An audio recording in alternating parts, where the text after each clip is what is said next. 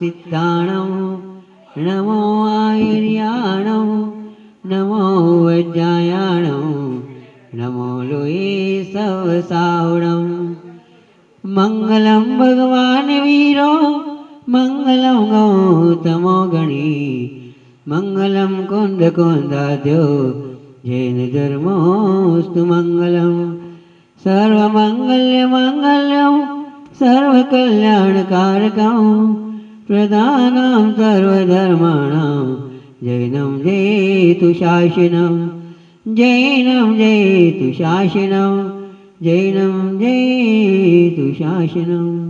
बोले आदिनाथ भगवान की, बोले पार्श्वनाथ भगवान की, बोले महावीर भगवान की, बोले 24 तीर्थंकर भगवान की, बोले आचार्य 108 विमल सागर जी महाराज की, बोले आचार्य 108 पार्श्व सागर जी महाराज की, बोले समाधि सम्राट परम पूज्य आचार्य गुरु 108 वासु पूज्य सागर जी महाराज की, बोले आचार्य 108 अभिनंदन सागर जी महाराज की, बोले आचार्य 108 सुबुद्धि सागर जी महाराज की, बोले आचार्य 108 वर्धमान सागर जी महाराज की, बोले इंसा परमो धर्म की जय।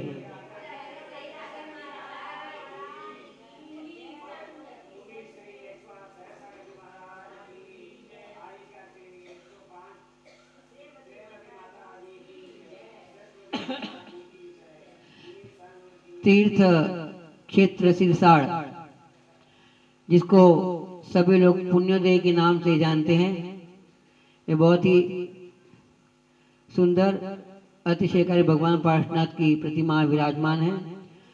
आज इस तीर्थ क्षेत्र में अष्टानिका महापर्व सिद्ध चक्र महामंडल विधान की आराधना प्रतिदिन हो रही है। आज 6वां दिन है और प्रतिदिन यहाँ पर सिद्धों की आराधना होती है। यही आराधना इस जीव के लिए कल्याणकारी है। इस आराधना को करने के लिए हमारे आज के मुख्य श्रोता श्रीमान मिलाप जी कलकत्ता से बम्बई पधारे हैं, उनको बहुत बहुत आशीर्वाद है। इतना दूर से कम 2000 किलोमीटर की यात्रा तय करके वे आए हैं, उनके लिए भी और सभी सारी समाज के लिए बहुत बहुत आशीर्वाद है। जो लोग सिद्धों की आराधना कर रहे हैं सभी के लिए बहुत बहुत आशीर्वाद है। आचार्य भगवंत कहते हैं,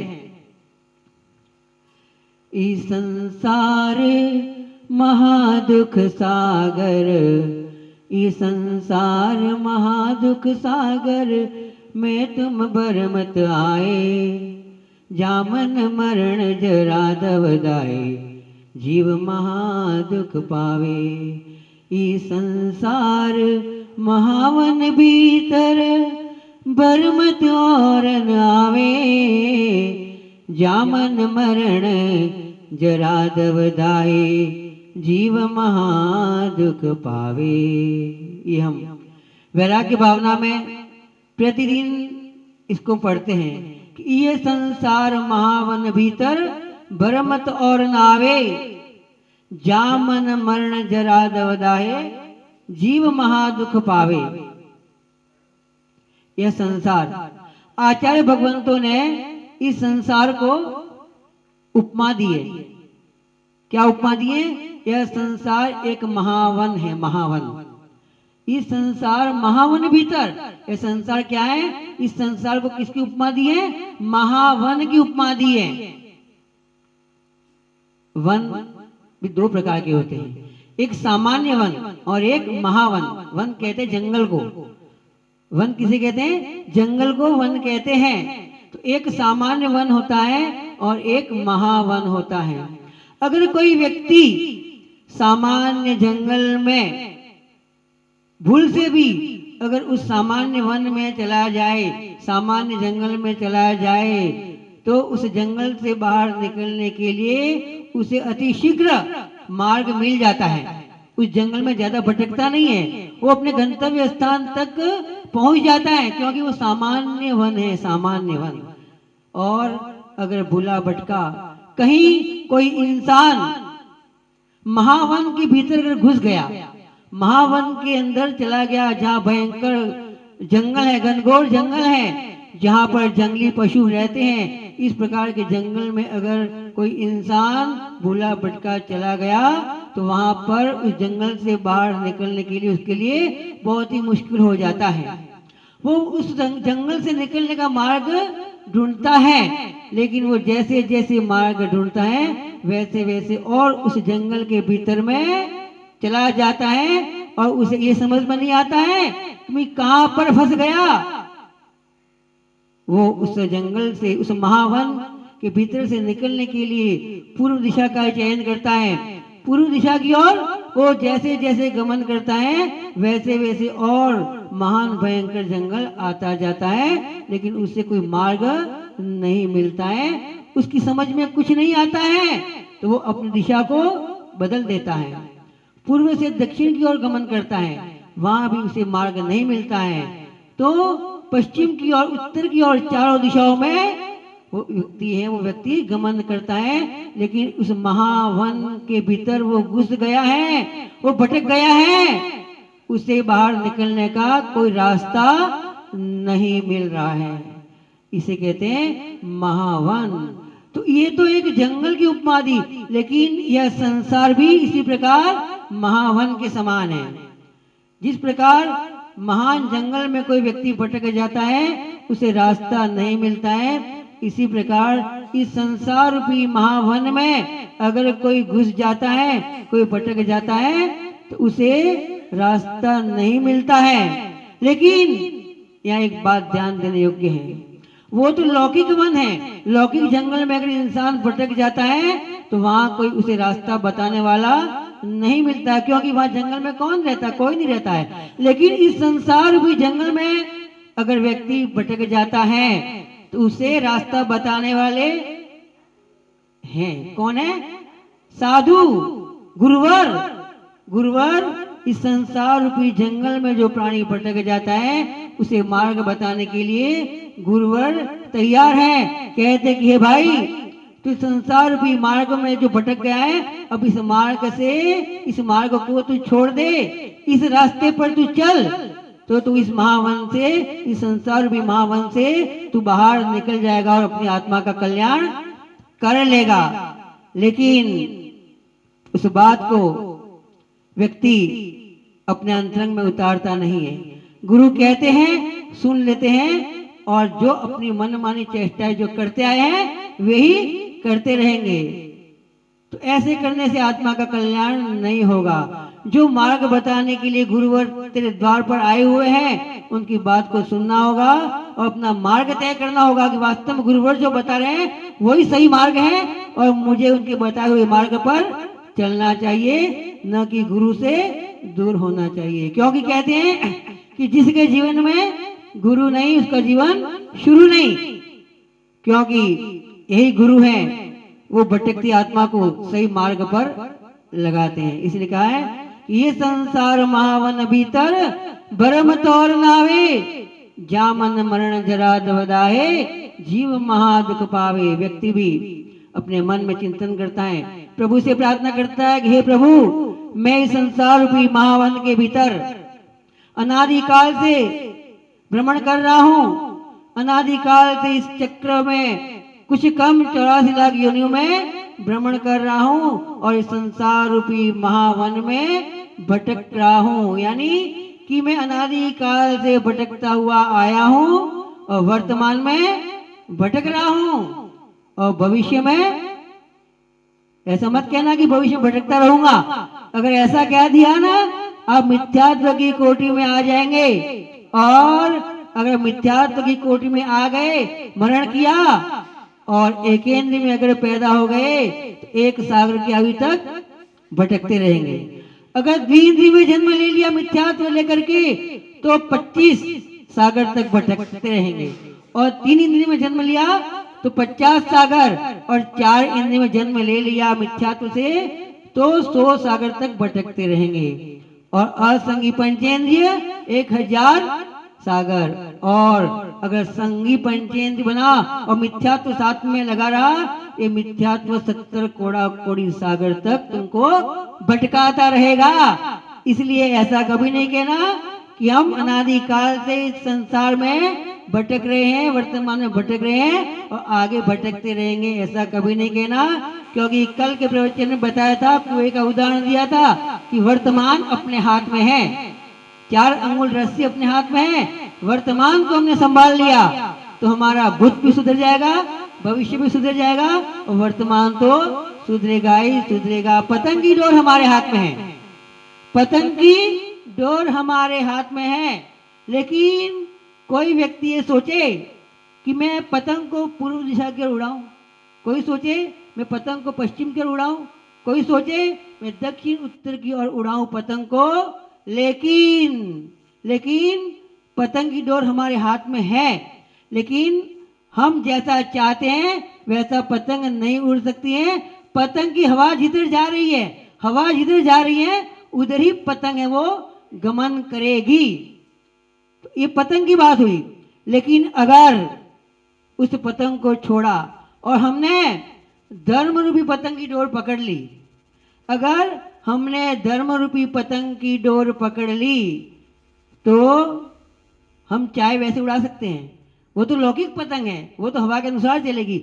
लेकिन जिस इंसान ने धर्म रूपी पतंग की डोर पकड़ ली है तो उसको एक परिवार रूपी हवा है, परिवार रूपी क्या है, हवा, वो उसको कुछ नहीं बिगाड़ सकती है। जिस इंसान ने धर्म रूपी डोर को पकड़ लिया है तो परिवार रूपी हवा है, उस डोर का कुछ भी नहीं बिगाड़ सकता है। उस धर्म रूपी डोर के साथ में परिवार रूपी पतंग है, वे भी साथ साथ में चलने लगेगी। इसलिए हमें धर्म रूपी डोर को नहीं छोड़ना है। अगर धर्म रूपी डोर को छोड़ दिया तो धर्म रूपी डोर को छोड़ दिया तो ये परिवार रूपी हवा है वो स्वयं को उसके अंदर में बहा करके ले जाएगी और परिवार रूपी हवा में इस जीव को फंसा देगी। फिर तो समझ लो कि हम महान जंगल के अंदर में प्रवेश कर गए। अब भटकते रहो, भटकते रहो, कहीं कोई सहारा नहीं मिलेगा। इसलिए आचार्य भगवंत कहते हैं कि हमें धर्म रूपी डोर को अपने हाथ में थाम करके रखना है। इस डोर को मरते दम तक नहीं छोड़ना है। ये धर्म रूपी डोर है, वही हमारा सहारा है, वही हमारा कल्याण में सहायक है। यही जीव को नीचे से ऊपर की ओर उठाएगी।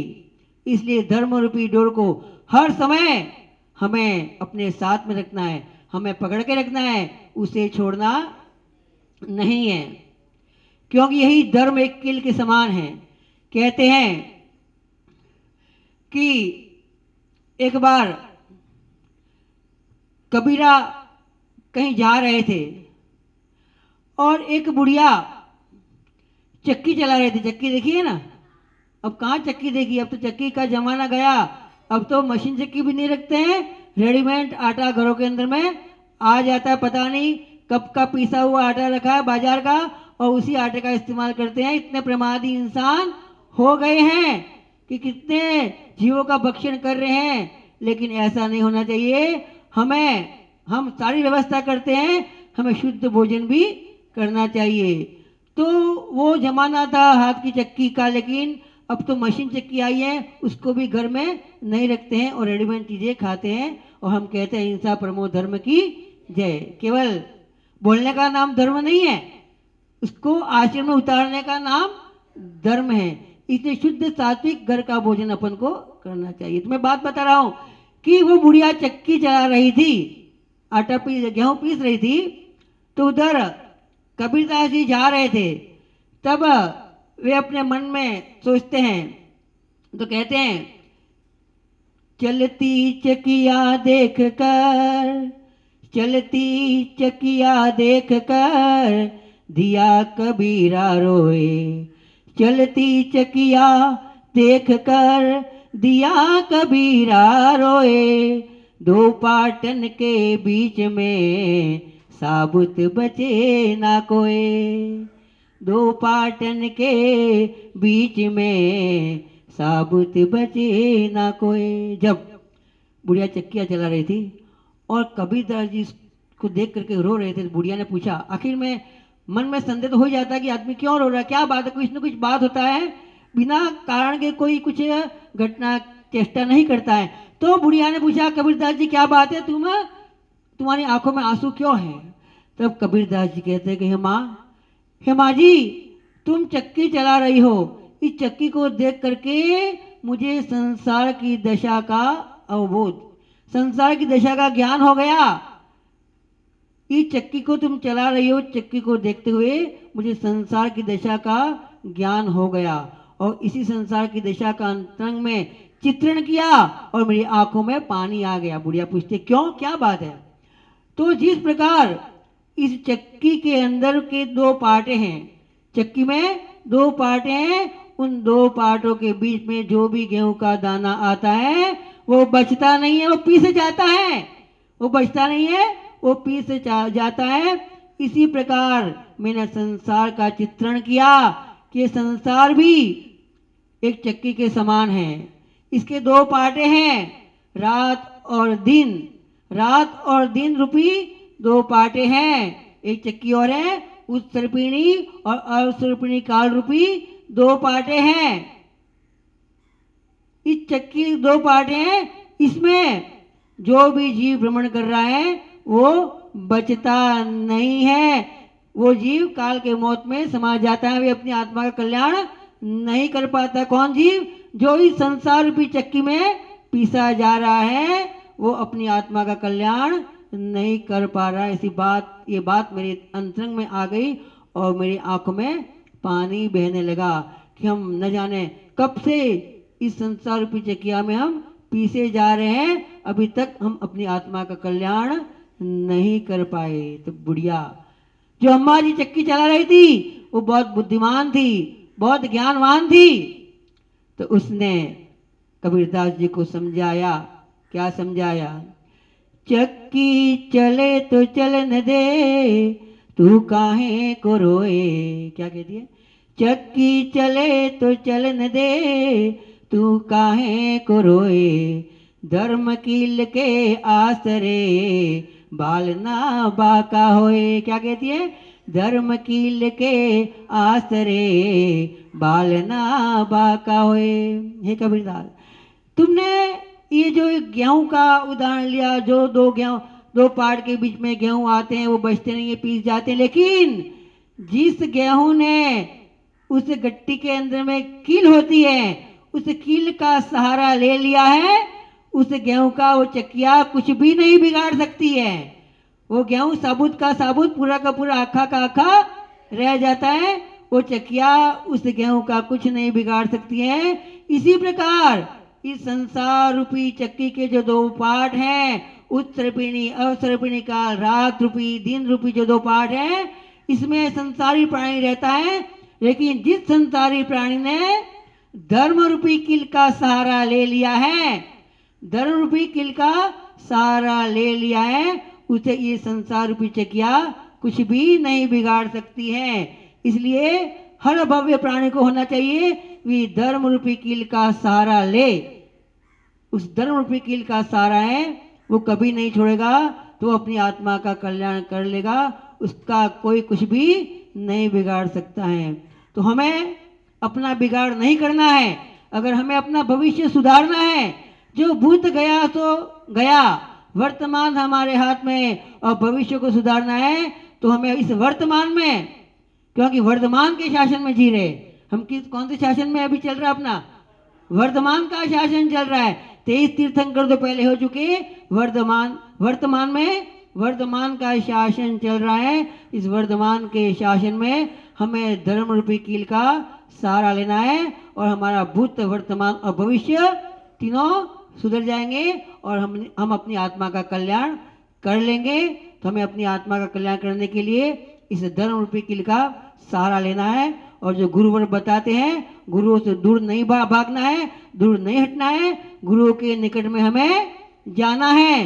क्योंकि देवता बोलते नहीं, जिनवाणी पढ़ते नहीं, सत्य मार्ग बताने के लिए कौन बचा है? एक गुरुवर ही एक सहारा है। एक गुरुवर ही इस भटकते हुए प्राणी को सही मार्ग में लगाते हैं। तो हमें गुरु का सहारा लेना है और उनके बताए हुए कदमों पर बताई हुई बात पर हमें चलना है, तभी हम अपनी आत्मा का कल्याण कर सकेंगे। और हम आत्मा का कल्याण करने के लिए हमने जन्म लिया है। जन्म क्यों लिया है? इस आत्मा का कल्याण करने के लिए जन्म लिया है।